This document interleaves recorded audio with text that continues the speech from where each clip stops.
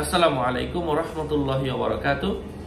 সম্মানিত প্রিয় উপস্থিতি, আজকে আমরা কয়েকটা শব্দের ব্যাখ্যা নিয়ে আলোচনা করব।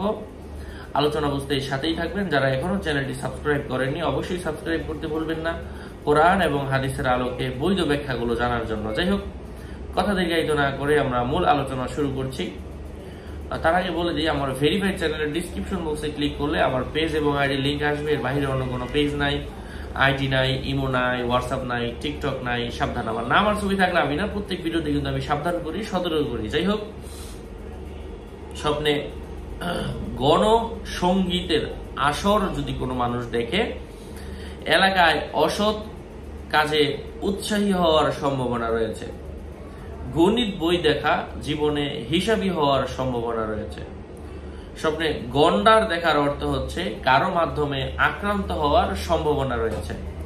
কোনো মানুষ যদি গন্ধরাজ ফুল দেখে, যেই ফুলের মাধ্যমে ভালো সুঘ্রাণ ছড়ায়, সুনাম অর্জিত হওয়ার সম্ভাবনা রয়েছে।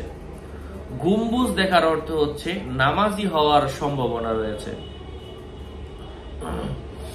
গাঁজা খেতে দেখার অর্থ হচ্ছে পূর্ণ পথ ছেড়ে পাপের পথে উৎসাহী হওয়ার সম্ভাবনা রয়েছে। গাছপালায় পরিপূর্ণ মাঠ দেখার অর্থ হচ্ছে সুসন্তান জন্ম দেওয়ার সম্ভাবনা রয়েছে। স্বপ্নে গিরি শৃঙ্গ দেখার অর্থ হচ্ছে বিদ্যায় পারদর্শী হওয়ার সম্ভাবনা রয়েছে। গীবত করতে দেখার অর্থ হচ্ছে শত্রুতার সৃষ্টি হওয়ার সম্ভাবনা রয়েছে। গোয়েন্দাগিরি করতে দেখার অর্থ হচ্ছে সমাজে অশান্তি সৃষ্টি হওয়ার সম্ভাবনা রয়েছে। স্বপ্নে গ্রহ দেখার অর্থ হচ্ছে জীবনে শান্তি আসার সম্ভাবনা। স্বপ্নে কোনো মানুষ যদি গর্ত দেখে, এর অর্থ হচ্ছে বিপদের লক্ষণ। আশা করছি বুঝতে পেরেছেন। আরো আপডেট পেতে সাথেই থাকবেন।